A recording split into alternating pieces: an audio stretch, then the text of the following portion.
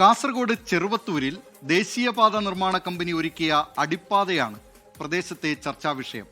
Cheruvathur railway സ്റ്റേഷനിലേക്ക് യാത്രക്കാർക്ക് വേഗത്തിലെത്താൻ ഒരുക്കിയതാണ് അടിപ്പാത. പക്ഷേ അടിപ്പാതയിലൂടെ ഓട്ടോറിക്ഷയ്ക്ക് പോലും ഇപ്പോൾ സഞ്ചരിക്കാൻ കഴിയാത്ത അവസ്ഥയാണ്.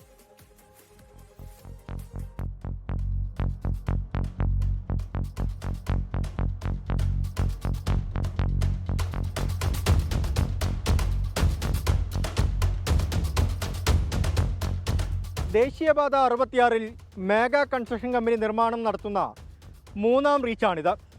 ഇവിടെ ചെറുവത്തൂർ ടൗണിനെയും ചെറുവത്തൂർ റെയിൽവേ സ്റ്റേഷനെയും ബന്ധിപ്പിക്കുന്ന ഭാഗത്ത് ഒരടിപ്പാത നിർബന്ധമാണ്. ആ അടിപ്പാതയ്ക്കായി ജനങ്ങൾ സമരം ആരംഭിച്ചിട്ട് ദിവസങ്ങളായി. മേഗാ കൺസ്ട്രക്ഷൻ കമ്പനി നിർമ്മാണം നടത്തുന്ന ദേശീയപാത 66-ൽ ചെറുവത്തൂർ ടൗണിൽ നിന്ന് റെയിൽവേ സ്റ്റേഷനിലേക്ക് പോകാനാണ് ദേശീയപാതയിൽ അടിപ്പാത നിർമ്മിച്ചത്. ഒരാൾ പൊക്കത്തിൽ നിർമ്മിച്ച അടിപ്പാതയിലൂടെ ഇരുചക്ര വാഹനങ്ങൾ ഒഴികെയുള്ളവയ്ക്ക് പോകാൻ കഴിയാതെയായി. യാത്രാ പ്രതിസന്ധി രൂക്ഷമായതോടെ നാട്ടുകാർ ജനകീയ സമരസമിതി രൂപീകരിച്ചു. ചെറുവത്തൂർ ഭാഗത്ത് NH66-ന്റെ പണി നടക്കുമ്പോൾ മേഗാ കൺസ്ട്രക്ഷൻ കമ്പനി നിർമ്മിച്ചു നൽകിയ അടിപ്പാതയാണിത്.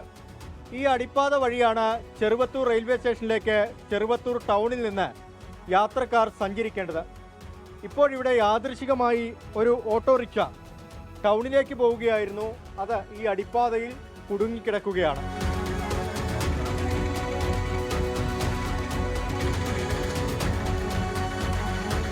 അടിപ്പാതയെ ചൊല്ലി സമരം തുടങ്ങിയതോടെ മേഗാ കൺസ്ട്രക്ഷൻ കമ്പനി ദേശീയപാത നിർമ്മാണം തടസ്സപ്പെടുത്തിയെന്നാരോപിച്ച് സമരസമിതി പ്രവർത്തകർക്കെതിരെ പരാതി നൽകി.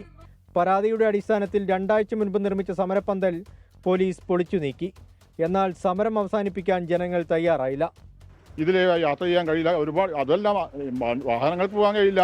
സന്ധ്യ കഴിഞ്ഞാൽ ആൾക്കാർ, പ്രത്യേകിച്ച് സ്ത്രീകൾക്ക് യാത്ര ചെയ്യാൻ കഴിയാത്തൊരു സ്ഥിതിയാണ്. കാരണം എന്തും സംഭവിക്കാം, പിടിച്ചവർ നടക്കാം.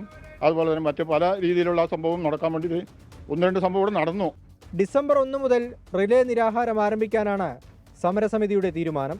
ദേശീയപാത 66 കടന്നുപോകുന്ന ജില്ലയുടെ പല ഭാഗങ്ങളിലും ഇങ്ങനെയുള്ള അടിപ്പാതകൾ നിർമ്മിച്ചിട്ടുണ്ട്. NH-ന്റെ പണി പൂർണ്ണമായും കഴിഞ്ഞ് ഗതാഗതം തുറന്നുവിടുമ്പോൾ അടിപ്പാതകൾ അടയ്ക്കുകയാണ് പതിവ്. പിന്നെ എന്തിനാണ് ഇത്തരത്തിൽ അടിപ്പാതകൾ നിർമ്മിക്കുന്നതെന്ന ചോദ്യത്തിന് ദേശീയപാത അതോറിറ്റിയാണ് മറുപടി നൽകേണ്ടത്. അരുൺ പാറക്കൽ, 24, കാസർഗോഡ്. ലോകത്തെവിടെയായാലും ഏത് സമയത്തും 24 വാർത്തകളും ഓഗ്മെന്റഡ് റിയാലിറ്റി പാക്കേജുകളും എക്സ്പ്ലെയിനറുകളും വിശദമായി കാണാൻ ഞങ്ങളുടെ യൂട്യൂബ് ചാനൽ നിങ്ങൾക്ക് സബ്സ്ക്രൈബ് ചെയ്യാം.